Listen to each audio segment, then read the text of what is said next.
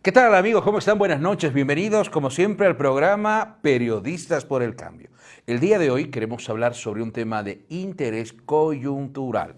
Estamos hablando sobre el recurso de inconstitucionalidad que fue presentado por asambleístas de oficialismo y oposición sobre el artículo de la ley electoral. Hablamos de la ley 026 referida a la reelección.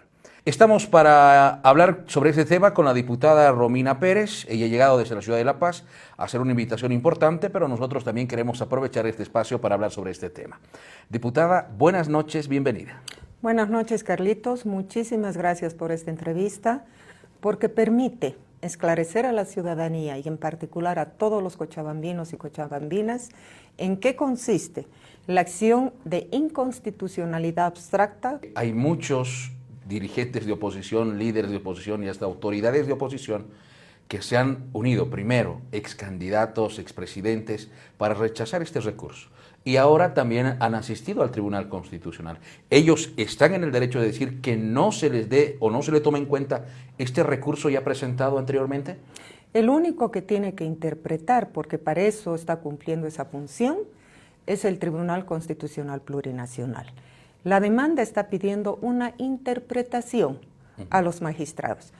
Brevemente, ¿en qué consiste la demanda, estimado Carlos? La demanda es de inconstitucionalidad a 5 artículos de la ley electoral. Esos 5 artículos están referidos a la elección tanto del presidente, vicepresidente, gobernadores, alcaldes, sus respectivas asambleas, tanto legislativas, departamentales y municipales. En este artículo, la 026 entra en contradicción con varios artículos de la Constitución, no solamente con el Convenio Internacional del Pacto de José de Costa Rica. ¿Con qué artículos entra en contradicción? Primero, con el artículo 26. El artículo 26 de la Constitución es bastante claro y plantea que todos los ciudadanos tienen el derecho de participar libre, sin discriminación, en las elecciones y está planteado, por ejemplo, los derechos políticos que se respeten. Esto se está fundamentando, además, en el artículo 256 de la Constitución, donde el espíritu del constituyente ha puesto un artículo muy claro donde dice que los convenios y tratados internacionales que tengan derechos más favorables en el ámbito de derechos humanos y consiguientemente de los derechos políticos están por encima de la Constitución. Es decir, nuestra misma Constitución pone en preeminencia los tratados y convenios internacionales. Ese fue el espíritu del constituyente. Pero además, en este artículo, en el artículo 28 de la Constitución, es muy importante, estimado Carlos, porque ahí están los límites que pone nuestra Constitución para las personas que quieren postularse o ser reelegidas en cargos públicos. ¿Cuáles son estas prohibiciones? Uno, se prohíbe, o sea, no está habilitado aquella persona que haya tomado armas en ejército enemigo en conflictos de guerra. 2, por traición a la patria. Y 3, básicamente, que haya habido un manejo no transparente de los recursos públicos. Esas son las 3 limitaciones. Pero además, estimado Carlos, también el Convenio de Derechos Humanos del Pacto de José de Costa Rica, ¿qué es lo que dice? ¿Cuáles son los límites? En su artículo parágrafo 2 del 23, ellos dicen los límites que existen para este tipo de ocupar los cargos públicos son, dice, por nacionalidad, por idioma, básicamente por edad, si es que tiene un proceso penal o si tiene algunas descalificaciones en el ámbito civil o mental. De manera alguna, estimado Carlos, ahí dice, no podrán ser reelectos cualquier ciudadano que esté en funciones del poder público. O sea, ahí hay 2 candados, tanto en nuestra Constitución como en el Convenio Internacional, que nos dice claramente por qué no se pueden postular. Y en ninguna de esas está el tema de la reelección. Por otro lado, ya te he dicho, es el 26, el 28 y también y esto es muy importante, el artículo 13, que también pone en primer lugar los derechos humanos si acaso favorecen al ciudadano, pero además en ese artículo dice cómo se tiene que interpretar. Y dice, se tiene que interpretar básicamente en función del derecho de la persona a participar libremente sin discriminación alguna. Y algo muy importante que tú has tocado, este tema no es nuevo, no es una novedad, porque ya hay una jurisprudencia internacional. Si bien existen los tratados y las declaraciones internacionales concernientes a los derechos humanos, también la Corte Interamericana de Derechos Humanos ya ha hecho este tipo de interpretación en varios países: Nicaragua, Costa Rica y Honduras. En Nicaragua, la Corte se ha pronunciado interpretando el artículo 23 del Pacto de José de Costa Rica, y ¿qué dicen? Que no se puede limitar por ningún tipo de discriminación participar de la organización del poder político. Hay varios casos en que se ha manifestado la Corte. Por ejemplo, un caso muy sui generis es el de Honduras. En Honduras estaba penado por el Código Penal el ciudadano que se podía repostular. Y lógicamente la Corte, con una interpretación,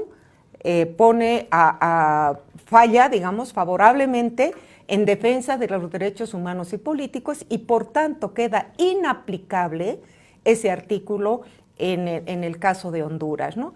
Y hay muchos casos donde ya hay una jurisprudencia de la misma Corte, pero hay algo más importante que quiero decir. Nuestros constituyentes han puesto en el bloque de constitucionalidad los convenios y tratados internacionales. ¿Qué dice en el bloque de constitucionalidad? Dice que se tienen que favorecer, si acaso son más favorables para el ejercicio de los derechos humanos, se tiene que aplicar. Entonces, nuestra Constitución está plagada en 5 artículos en relación, por ejemplo, al tema de el ejercicio pleno de los derechos políticos. Diputada, la población en Cochabamba y en Bolivia está escuchando ahora lo que es este pacto de San José y Costa Rica, ¿no? Y se preguntan, ¿por qué nos hablan del pacto de San José en Bolivia? Habría que explicar sobre este tema el artículo 23 que usted menciona con la jurisprudencia que ya existe. O sea, no es la primera vez que va a ser como en Bolivia, que se está buscando este recurso. ¿Por qué se toma en cuenta este convenio de San José? Muy pertinente tu pregunta, Carlos, por 2 razones. Nuestro Estado, el Estado boliviano, ha suscrito este convenio y se ha vuelto ley de la República el año 93 en la gestión de Jaime Paz Zamora. Entonces nosotros, es vinculante para nosotros porque nosotros hemos aprobado esto mediante una ley. O sea, rige para el sistema jurídico boliviano. Pero no solamente eso, ¿qué dice el artículo 1 de este pacto? Dice que los estados que han suscrito tienen la obligación de hacer cumplir estos tratados. Y seguramente hay procedimientos que pueden censurar a los estados que se comprometen, y al comprometerte tú lo vuelves vinculante para el cumplimiento, ¿no?, del ejercicio de estos derechos. Entonces el artículo 1 del convenio de San José del Pacto de San José de Costa Rica dice claramente, te digo cuáles son los artículos importantes. A ver. El 1, que dice que los estados están obligados al cumplimiento de este tratado. Más específicamente en el caso nuestro, si el Estado boliviano ha suscrito, no durante el gobierno de nuestro hermano presidente, sino durante el gobierno de Jaime Paz, lo ha vuelto ley de la República, entonces el Estado tiene la obligación y las instancias, en este caso el Tribunal Supremo, el Tribunal Plurinacional Constitucional, las Cortes y todos los actores involucrados en la interpretación, tienen que hacer cumplir, porque además eso también dice la Corte Internacional de Derechos Humanos, dice, este mandato es para todas las autoridades que tienen en sus manos la interpretación. En muchos estados, por ejemplo, no hay el Tribunal Constitucional Plurinacional, pero tienen, lógicamente, la Corte de Justicia, que también tiene que dar este tipo de interpretación. Entonces, es por eso, hermano, es por eso que el Estado está en esta obligación. Y dice claramente, ese es el artículo 1.1, donde está nuestra demanda. El artículo 23 dice que tiene que realmente favorecer aquellos derechos, el ejercicio al asumir cargos públicos, el derecho a ser elegido, pero además el derecho a emitir el voto. Yo acá quiero hacer un paréntesis muy importante. Las estadísticas y las encuestas que hacen, ni siquiera nosotros, sino medios de comunicación de derecha, etcétera, siguen dando un porcentaje significativo a nuestro hermano presidente, casi el 40% ahora, porque en otras oportunidades sube esta preferencia electoral. Entonces va a haber 40% de ciudadanos que sí quieren emitir su voto por nuestro hermano presidente. No les puedes coactuar, porque acá el pacto funciona no solamente para el que va a ser elegido, sino para el derecho de los votantes. Y aquí hay un tema más que yo quiero tocar, porque la oposición está distorsionando malintencionadamente, inclusive con algunos constitucionalistas, el tema de la alternancia. El tema de la alternancia, o sea, los otros, la oposición, los enemigos al proceso de cambio, los privatizadores, los neoliberales, nos dicen a nosotros que tenemos que alternar nuestro candidato. Esa es una mala interpretación. Si este sistema es de una pluralidad de partidos, ¿quién tendría que garantizar la alternancia? Tendrían que ser los opositores.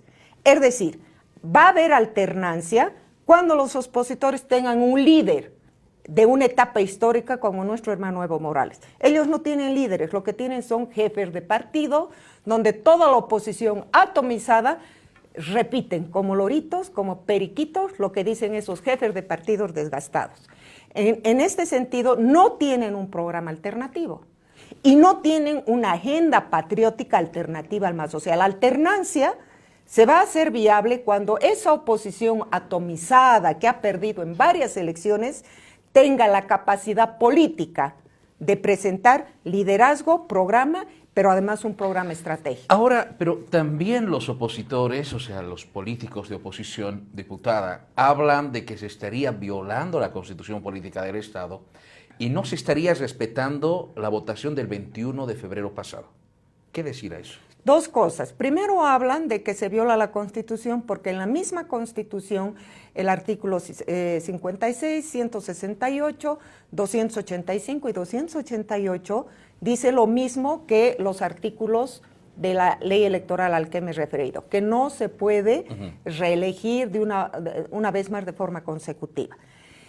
Pero ahí nosotros en la demanda, en la acción, estamos planteando la inaplicabilidad. ¿Por qué? Porque el Tribunal Constitucional también tiene que hacer una interpretación de la convencionalidad, es decir, de los convenios internacionales. Y estos artículos de la Constitución entran en franca contradicción con los convenios. Por eso el tribunal tiene dos funciones. Una, hacer el control de constitucionalidad en relación a la Ley 026 y hacer el control de inconvencionalidad. Y yo tengo aquí un artículo que es muy importante que conozca la ciudadanía, si usted me permite, porque es de uno de los constitucionalistas más destacados del país, es nuestro compañero, a quien yo estimo bastante, José Antonio Rivera. Y él ha sacado un artículo en relación al control de convencionalidad para proteger derechos humanos. Él mismo dice: el control de convencionalidad consiste en someter las normas del derecho interno previstas por la Constitución, las leyes y reglamento a una comparación con la Convención Americana sobre Derechos Humanos, dice. La Corte Interamericana debe verificar si las normas del derecho interno son compatibles o incompatibles con las normas del derecho internacional y, por consiguiente, si son incompatibles, no se tiene que aplicar. Un constitucionalista para los ciudadanos ha salido en los tiempos, el 1409 del 17. Él mismo está diciendo que este tribunal, en este caso, tiene que hacer el control de convencionalidad. Y hemos visto que el artículo 23, 24 24 y 29 están en franca contradicción con la Constitución. Diputada, para cesar el tema, entonces, el Tribunal Constitucional tiene que interpretar este recurso que ha sido presentado por asambleístas del Movimiento al Socialismo y Oposición y además tiene que tomar en cuenta esta jurisprudencia que ya ha existido en Nicaragua, Costa Rica y Honduras, como ahora está pasando en Bolivia. Correctamente. Lo único que estamos pidiendo nosotros al tribunal es que haga una interpretación. Y acá José Antonio Rivera dice que los tribunales lamentablemente no hacen una correcta interpretación de las convenciones.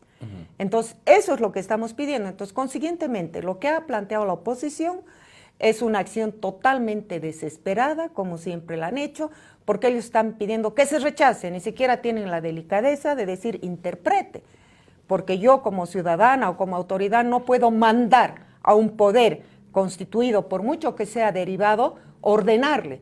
Lo mínimo que tengo que decir, interprete en base a tales normas, en base a tales convenciones, etc. Y para concluir rápidamente, tú me preguntabas del referéndum.